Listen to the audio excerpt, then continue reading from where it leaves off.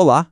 Hoje a gente vai mergulhar na jornada oculta e até um pouco aterrorizante de um parasita que é transmitido por algo que, olha, todo mundo conhece muito bem. Sabe, pode até parecer uma pergunta simples, né? Mas a resposta é bem mais complexa do que se imagina.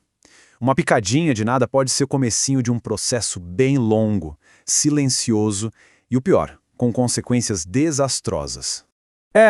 A imagem é chocante, não tem outra palavra. O que a gente está vendo aí é um coração, literalmente, infestado de vermes adultos.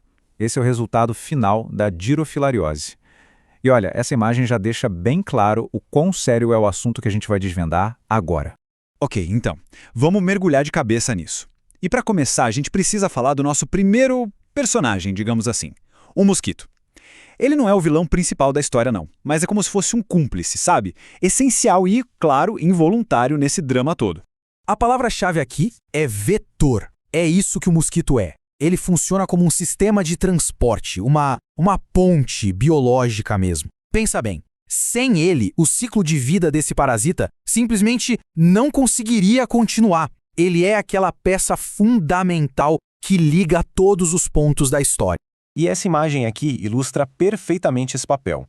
O mosquito vai lá, pica um animal que já está infectado e com isso ele ingere as larvas, que são microscópicas. Aí depois de um tempo ele transmite essas larvas para um novo hospedeiro. É basicamente o entregador de uma encomenda bem mortal. Beleza, agora vamos focar no verdadeiro protagonista dessa história, o verme do coração, o tal do Dirophilaria imitis. O ciclo de vida dele, gente, é uma verdadeira obra-prima de sobrevivência parasitária. É impressionante. Olha só, aqui a gente tem a visão geral, o mapa completo. Dá para ver o hospedeiro definitivo, o vetor e até os hospedeiros que são acidentais. Antes da gente entrar nos detalhes, é legal ter essa imagem completa na cabeça. Parece complicado, eu sei, mas calma que a gente vai simplificar tudo.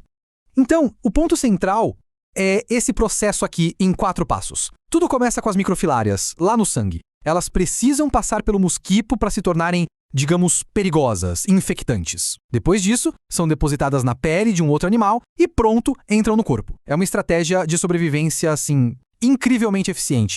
A partir do momento em que essas larvas entram no novo hospedeiro, a história muda de figura. O foco agora é o que acontece do lado de dentro. É uma verdadeira invasão, lenta, silenciosa e muito metódica dos órgãos mais vitais. Essa linha do tempo aqui mostra bem a natureza de bomba-relógio biológico que essa doença tem. Pensa só, por quase 6 meses, o parasita está lá, crescendo, viajando pelo corpo, sem necessariamente causar nenhum sintoma.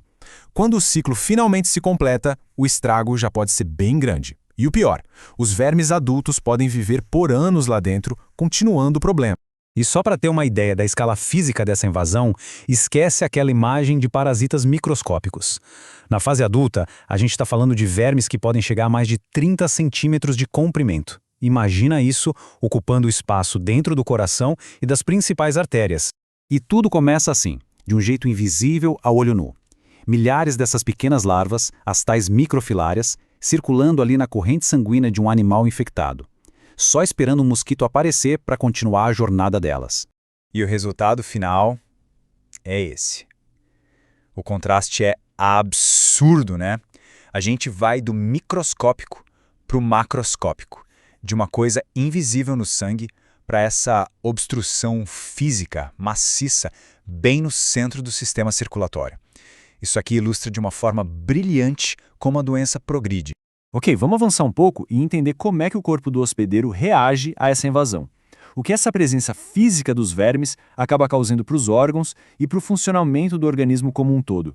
E esse é, talvez, o aspecto mais traiçoeiro da dirofilariose. É uma doença que avança meio que nas sombras, sabe? Danos bem graves podem estar acontecendo no coração, nos pulmões, nos vasos sanguíneos, muito antes de qualquer sintoma externo aparecer.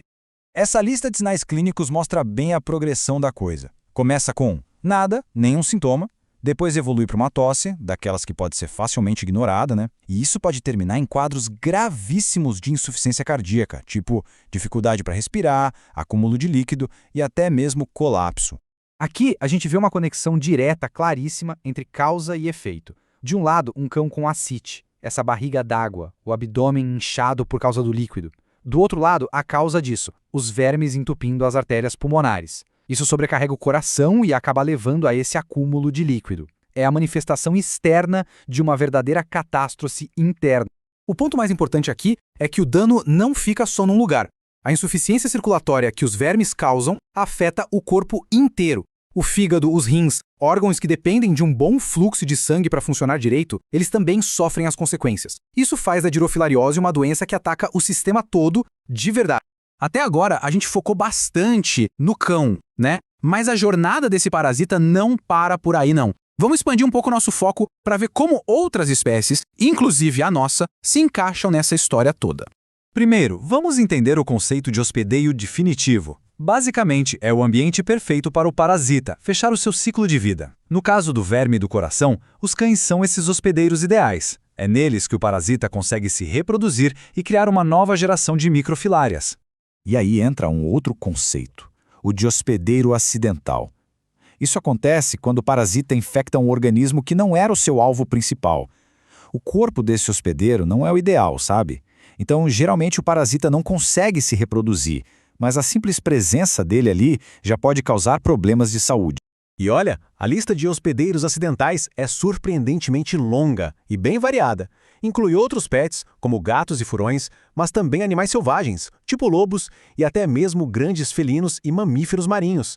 E sim, pasmem, seres humanos também podem ser infectados acidentalmente. E, para terminar, fica uma reflexão. A gente viu um ciclo de vida super complexo, uma doença que pode ser devastadora, e, no entanto, a prevenção é surpreendentemente simples. Fica a pergunta, né? O que essa contradição toda nos diz?